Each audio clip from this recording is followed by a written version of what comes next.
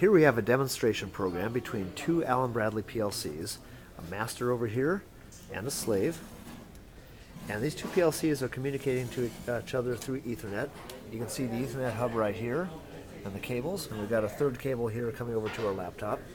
The purpose of this program is a motor start-stop control. You can see it right here.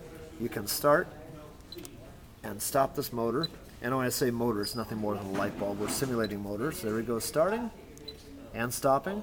We also have hardwired switches, starting and stopping. Normally these would be momentary push buttons, but they're toggles just for testing. What's interesting about this is that we have the master PLC and the communication network. It is both exerting remote control over the motor and monitoring the motor status. So watch here. I'll come here and I'll press the start button, starting up the motor, and over here it says the motor is on.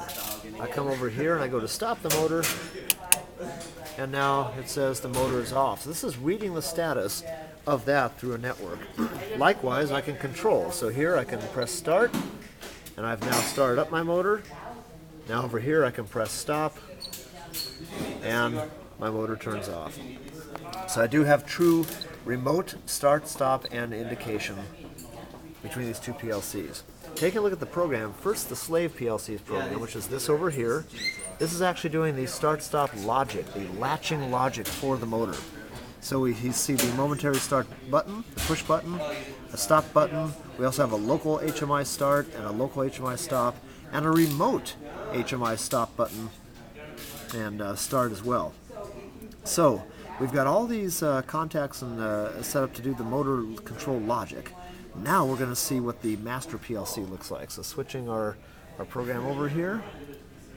There we go. So here's the master program. There's no actual motor control logic here. All we have are a pair of time-based contacts flashing back and forth that are telling these message instructions to execute at the rising edge and falling edge of a clock pulse.